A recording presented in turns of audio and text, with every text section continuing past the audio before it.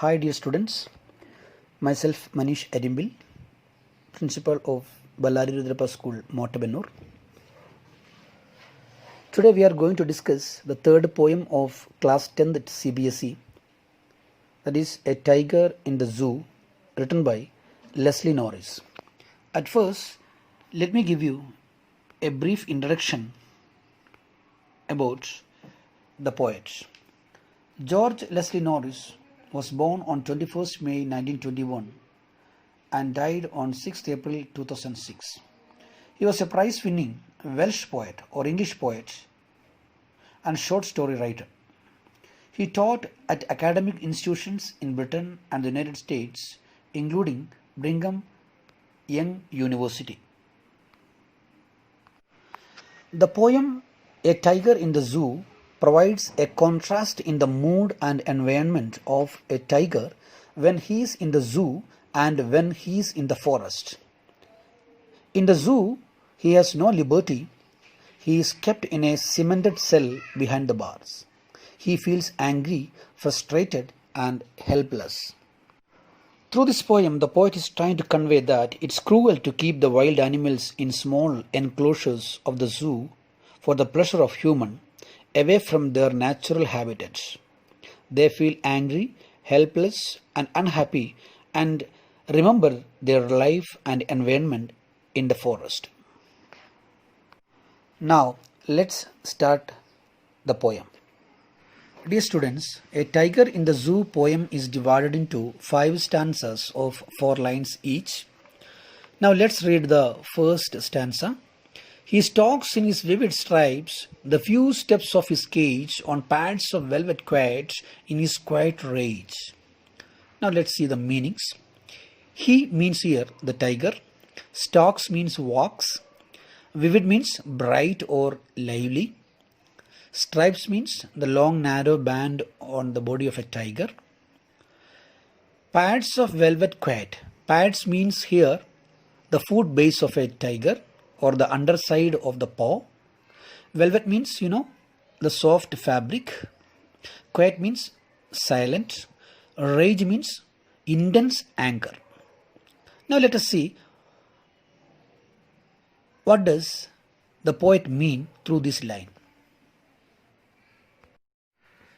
Through the first stanza, Leslie Norris is trying to tell us the tiger walks in his bright stripes a few steps of his cage because it has no freedom and it is allowed to move very few steps inside the cage. On pads of velvet quiet, the tiger's pads or tiger's foot base is compared with a velvet, which is very soft and it is very quiet. It is moving very slowly and very silently. In his quiet rage, even the tiger's mood is intense anger, which is also quiet. Here, the poet has used a poetic device. Quiet rage is an oxymoron. Two contrast words are used to indicate a particular meaning. So, quiet rage means it is angry, but it is in silence. It is angry, but it is unable to express it. So the poet says that the tiger is silent but angry. The tiger is angry because it has no freedom. Now let's move to the second stanza of the poem. Let me read it. He should be lurking in shadow, sliding through long grass, near the water hole where plump deers pass. Let's see the meaning. Here again the tiger. Lurking. Lurking means lying hidden for attacking. It is a natural instinct of a tiger. Sliding means moving very slowly. You can see in the tiger when it is not in hunting, it moves very slowly through long grass. And plump deers. Plump means slightly fat. Deer means, the animal. He should be lurking in shadows, sliding through long grass near the water hole where plump deer pass. Here the poet is trying to tell us, if this tiger was not caged, it should be doing a lot of activities inside the forest. Let's see what are these. It says that it should be lurking in shadow, means if it was not caged, the tiger should have been hiding or lying hidden under the shadow, and it should have been moving very slowly through the long grasses near the water hole where plump deers pass. So usually, the tigers wait for prey near the water holes where the other animals come to drink water. So that is told here. Here in this stanza, the poet has said two important natural instinct of the tiger if it was not caged or if it was living in the forest. Now let's discuss the third stanza. Let me read it first. He should be snarling around houses at the jungle's edge, bearing his white fangs, his claws, terrorizing the village. Let me reveal the meanings. Snarling means aggressively growling. It's the sound of the tiger. Jungle's edge. It is nothing but the boundary of the forest. Bearing his white fangs. Bearing means showing. White fangs. Fangs means long sharp teeth of a tiger. His claws. Claws means the sharp curved nail of a tiger. Terrorizing, is nothing but frightening the village. He should be snarling around houses at the jungle's edge, bearing his white fangs, his claws, terrorizing the village. Here again, the poet is trying to tell us how the tiger should have been if it was not caged. The tiger should have been aggressively growling around the houses near the boundaries of the forest, and it should have been bearing his white fangs, showing his white, long, sharp teeth and sharp curved nail to frighten the villagers. So it is nothing but, the poet says that the tiger should have been showing its natural instinct if it was freed and if it was living in the forest. But unfortunately, at present, the tiger has no freedom because it is caged by human. Now let's discuss the fourth stanza of the poem. Let me read it. But he is locked in a concrete cell, he is strung behind bars, stalking the length of his cage, ignoring visitors. In this stanza, there is no difficult more words. Concrete cell, it's a concrete cage which you have seen in the zoo. Strung behind bars. Strength means the power of the tiger. Stalking again, walk up and down slowly inside the cage.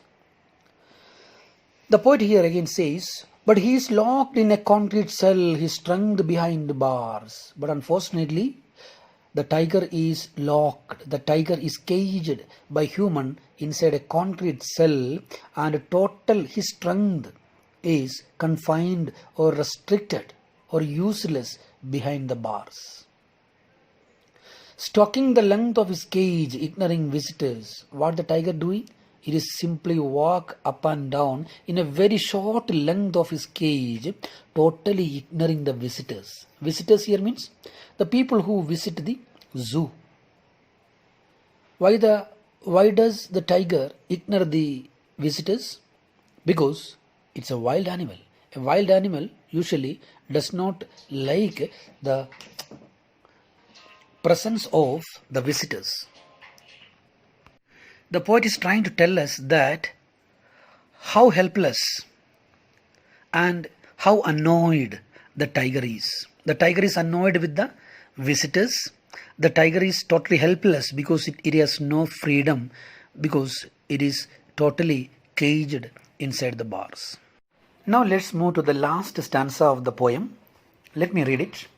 He hears the last voice at night, the patrolling cars, and stares with his brilliant eyes at the brilliant stars. Here no difficult words, I hope. Patrolling cars, I hope you know it. It's nothing but the cars run by the police or the zoo authority watching regularly outside. Stare means look constantly. Through the last line, the poet is trying to tell us the helplessness. It is telling, the poet is trying to tell us the helpless condition of the tiger. He hears the last voice at night, the patrolling cars. The tiger, which is supposed to live in the forest and hear the sound of the forest, now natural sound, now it is hearing the human made sound of the patrolling cars. No doubt it is definitely an annoying sound to the tiger. So it stares with his brilliant eyes at the brilliant stars. So very hopelessly the tiger is staring at the brilliant stars of the sky. Here the poet is trying to tell us how helpless the tiger is and how pathetic is its condition. No freedom, no natural habitat. He is unable to express his natural instincts. It is helplessly, disappointedly staying in the cage, looking at the bright stars in the sky. Dear students, now let's see the rhyming scheme of the poem. If you just observe, you can see the rhyming scheme of the poem is A, B, C, B. Just look at the ending words of every line. If you just take the first stanza, the four words are stripes, cage, quiet, rage. You can see stripes. The word stripes does not rhyme with any of the other three words, so we can consider A. The second line's last word cage, it is rhyming with the fourth line rage, so you can make it both as B. And the third line ending word quiet does not rhyme with any of the other words, so you can give it C. So the rhyming scheme of the poem is A, B, C, B. Dear students, now let's see the poetic devices used in the poem. First of all, you can find personification in first three stanzas as well as the last stanza. He, the word he is used instead of tiger, and here the tiger is personified with a lot of human qualities, so personification is there. And second one is oxymon. Oxymon, I told you, it is nothing but two contrastly different meaningful words are used together. Example, quiet, rage. And third one is alliteration. Alliteration is the occurrence of same letter or sound at the beginning of a closely adjacent or connected words. You can see it in the first line itself, stacks, stripes. So that kind of many examples you may be able to find in the poem. And finally, I hope you understood the poem very clearly. Kindly read it 4 to 5 times, understand the meanings of all the words, and also understand the objective of the poem. Through this poem, the poet is trying to convey that it's cruel to keep the wild animals in small enclosures of the zoo for the pleasure of human, away from their natural habitats. They feel angry, helpless, and unhappy, and remember their life and environment in the forest. Many more points can be found and understood from the poems. If you have any doubts regarding any of the lines of the poem, kindly inform me. I will be able to clear that. Thank you.